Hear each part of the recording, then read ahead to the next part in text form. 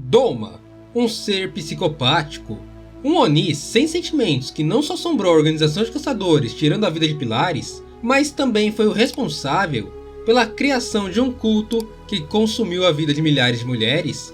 Para sabermos mais sobre esse personagem, eu resolvi fazer uma lista com 25 fatos, sim, 25 fatos sobre o Doma, só lembrando que são fatos e não necessariamente curiosidades, então pode acontecer de haver alguns spoilers no meio de tudo isso.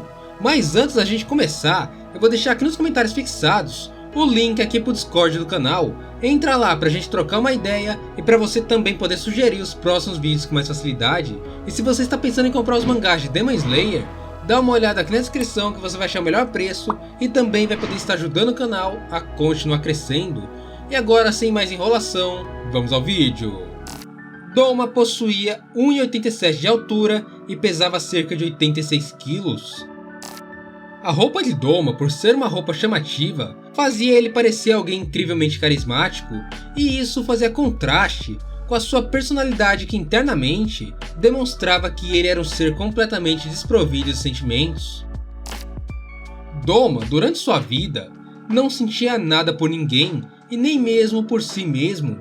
Ele não tinha raiva, amor, ódio ou felicidade, e por causa disso, tentava reproduzir esses sentimentos através de falas e expressões pré-planejadas. Ele não sabia exatamente o quão coerente eram suas reações em relação a esses sentimentos, então ele foi meio que se adaptando com o passar dos anos para parecer que suas reações eram as mais reais possíveis. Por nascer com olhos cromáticos, com cores de arco-íris e com os cabelos prateados, Doma foi tratado por seus pais, que eram donos de um templo desde pequeno, como alguém abençoado pelos céus, o que fez a pequena criança, aos poucos, começar a questionar a vida humana, chegando a uma completa ideologia nihilista da realidade.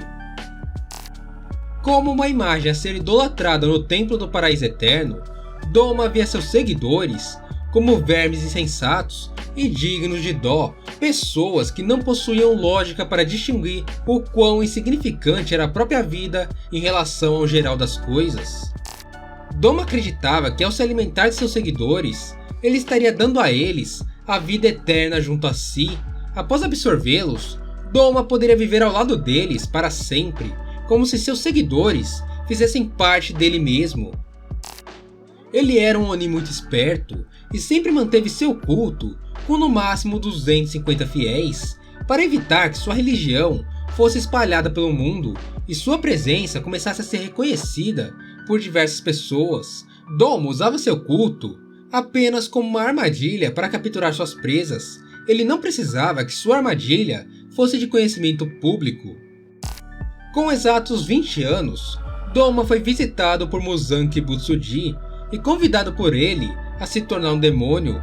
Nessa época, os pais de Doma já haviam morrido e ele era o órfão responsável pelo templo. Doma aceitou se tornar um demônio de bom grado e em pouco tempo ele assumiu a posição de sexto lua mais forte.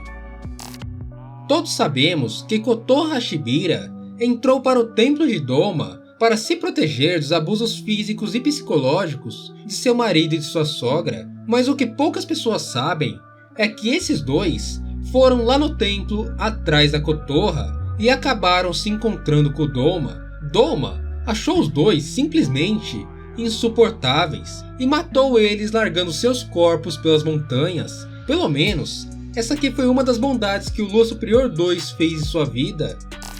O Lua Superior 2 possuía algumas manias masoquistas. Como ele não sentia dor, Doma tinha mania de fazer coisas que poderiam provocar dor a si mesmo. É visto que ele gostava disso quando Gyutaro e Daki morreram, e Doma pediu a Muzan que o punisse de diversas formas. E ainda, em meio a tudo isso, ele acabou dando várias sugestões ainda para Muzan fazer com ele. Doma era visto pelas outras Luas Superiores e por Muzan como um ser chato e irritante. Ele ficou tão encantado pelo Rei dos Onis que fez de Muzan Kibutsuji uma figura de adoração em seu templo da fé e do paraíso eterno. Era como se Muzan fosse um tipo de deus e que deveria ser louvado enquanto Doma fosse seu apóstolo. Muzan acreditava que os Onis deveriam ter algum tipo de desejo ou determinação para se tornarem fortes, porém, Doma quebrou essa regra quando se transformou em um prodígio dentro dos Onis, pulando em poucos anos para a segunda posição entre as luas superiores, mesmo sem possuir nenhum tipo de desejo ou determinação forte o bastante ou aparente. Doma ouviu muito de seus fiéis desejos que se relacionavam com amor, status, dinheiro e poder, então ele meio que ficou curioso para saber qual era a sensação de ter tudo isso, e durante sua vida acabou juntando essas 4 coisas, e mesmo tendo tudo isso, o Doma ainda não se sentia especial, e por causa disso, ficava trocando constantemente de namorada por achar que uma hora acabaria sentindo algo por alguém. Existe uma coisa em relação a essa última curiosidade que gerou um grande mistério entre os fãs de Kimetsu no Yaiba quando ela foi traduzida do fanbook oficial. Quando a autora vai se referir à pessoa que namorava com o Doma, ela usa o termo parceiro de maneira bem neutra, sem especificar se o Doma se relacionava somente com mulheres ou também com homens. Então a sexualidade do Doma também é um mistério. No fanbook oficial de Kimetsu no Yaiba, quando vemos os demônios dando opinião sobre os Hashiras e as respirações que os mataram, Doma diz a seguinte frase se referindo a Shinobu Kocho: "Está tudo bem, ela estava linda, e por isso eu meio que dei um passe para ela." Acredito que a tradução desse passe seria algo como: "Está tudo bem, ela estava linda, e por isso eu meio que dei um desconto para ela." Como se o Doma não ligasse tanto por ter sido morto especificamente pela Shinobu. Apesar do Doma ser a Lua Superior 2, ele não conseguiu fazer 2 coisas que as Luas 3 e 1 conseguiram. A primeira foi sair do domínio do Muzan, e a segunda foi regenerar a própria cabeça. Sim, Doma não conseguiria regenerar a própria cabeça nem se estivesse em uma condição sem estar envenenado. Para isso, ele precisaria evoluir como um demônio, mas por causa de sua personalidade, simplesmente não faz sentido o Doma criar uma ambição ou uma motivação do nada. Quando o Doma se encontra com Daki Gyutaro, o número que aparece em seu olho é o número 6. Porém, depois de 100 anos desse encontro, vemos o Doma como a Lua Superior 2, ou seja, em pouquíssimo tempo, o Doma ganhou 4 posições dentro dos Kizukis, e isso pode ter ocorrido através de duelos de sangue e também por ocupação de posições vazias.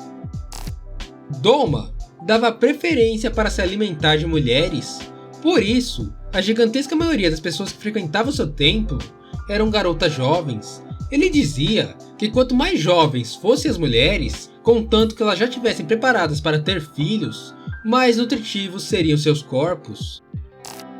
Doma era ateu, niilista e misantrópico, ou seja, ele não acreditava em Deus ou Buda e tinha a visão niilista de que tudo no mundo era baseado em nada. As crenças comuns, as verdades distribuídas pela sociedade e os valores tradicionais eram simplesmente infundados e sem sentido.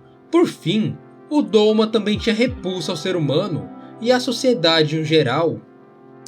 Kanai Kocho, antes mesmo de enfrentar o Doma, já estava ciente de que acabaria morta no final, e por causa disso, ela fez um confronto buscando a informação para achar os pontos fracos e os defeitos do Oni.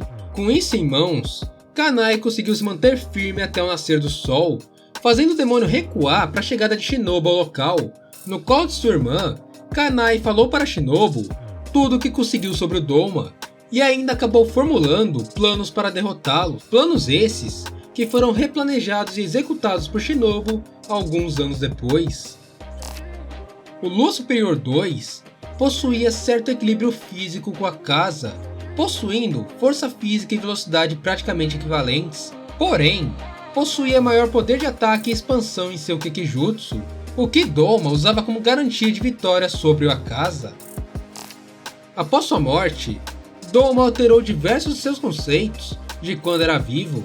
Ele primeiro reconheceu a existência de um céu e de um inferno, e entendeu que possivelmente os deuses realmente existiam. Ele também, nesse processo, acabou se apaixonando por Shinobu Kocho, já que a Hashira do inseto foi a primeira pessoa a despertar algum tipo de sentimento nele, o que no momento ele ligou diretamente ao sentimento de amor. Doma possui um dos Kekijutsus mais completos entre as luas superiores. Durante a obra, ele mostrou cerca de 9 formas de suas técnicas, jardim de enforcamento de barro, nuvens congelantes, loto congelado, dispersão de lotos, princesas brancas frias, e ciclos de vintre, vinhas de lotus, criança divina cristalina e a técnica final chamada de Rime. O Gekijutsu de Doma é baseado no gelo. Quando olhamos para isso de modo simbólico, o gelo significa o fim dos desejos, aquele que é apático e que possui nova razão em relação aos pensamentos ideais tradicionais. O gelo também pode significar o congelamento da vida ou a morte da alma.